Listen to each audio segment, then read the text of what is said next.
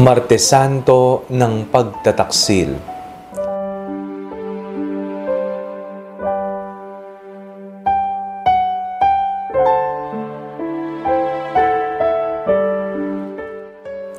Ako po si Father Fiel Pareha at ito po ang ating segment, ang Daily Devotion, na kung saan tayo po ay magdarasal, magbabasa at magninilay kasama ng salita ng Diyos sa buong taon.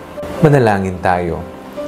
Sa ngalan ng Ama, ng Anak at ng Espiritu Santo. Amen. Halina, banal na Espiritu, liwanagan mo ang aming puso at isip nang maunawaan at may sa buhay namin ang iyong salita. Amen. Our Bible passage for today is from the Gospel of St. John chapter 13, verses 21 to 30, and I read it for you. After saying this, Jesus was troubled in spirit and declared, "Very truly I tell you, one of you will betray me." The disciples looked at one another, uncertain of whom he was speaking. One of his disciples, the one whom Jesus loved, was reclining next to him. Simon Peter therefore motioned to him to ask Jesus of whom he was speaking. So while reclining next to Jesus, he asked him, "Lord, who is it?" Jesus answered, "It is the one to whom I give this piece of bread when I have dipped it in the dish." So when he had dipped the piece of bread, he gave it to Judas, son of Simon Iscariot. After he received the piece of bread, Satan entered into him. Jesus said to him, "Do quickly what you are going to do." Now, no one at the table knew why he said this to him.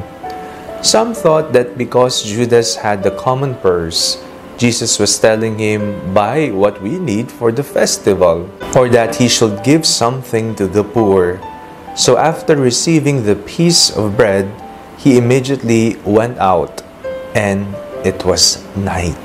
Ngayong araw pong ito ay Martes Santo. Sa ating pong binasang Ebanghelyo, napakinggan po natin kung papaanong nireveal ng ating Panginoong Jesucristo kung sino nga ba ang magtataksil sa Kanya, kung kanino ko ibibigay. At yun nga ay si Judas Iscariote. Nakaranas na po ba kayo ng pagtataksil?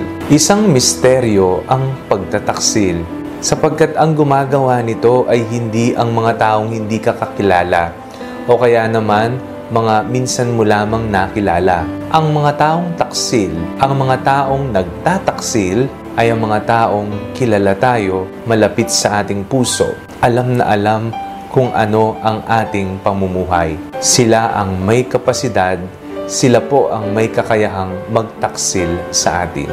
Hindi naman magtataksil ang taong minsan ka lamang nakita. Hindi naman magtataksil ang kaaway mo sapagkat kaaway mo siya. Ngunit ang taong mahal mo, ang taong malapit sa iyo, ay ang may kakayahang trumaydor sa iyo.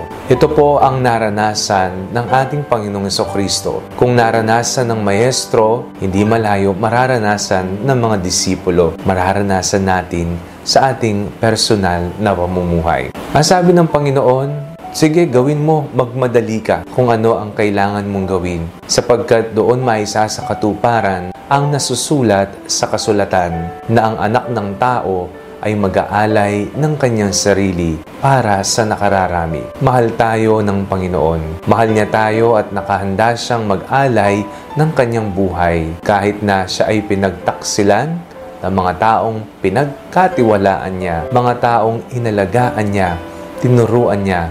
Hindi pa rin kumupas ang kanyang pagmamahal.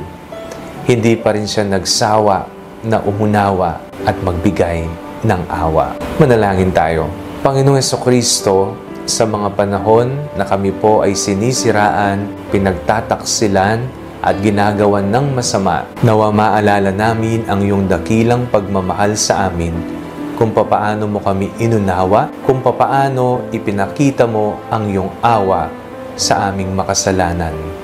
Amen. Sa ngalan ng Ama, ng Anak at ng Espiritu Santo. Amen.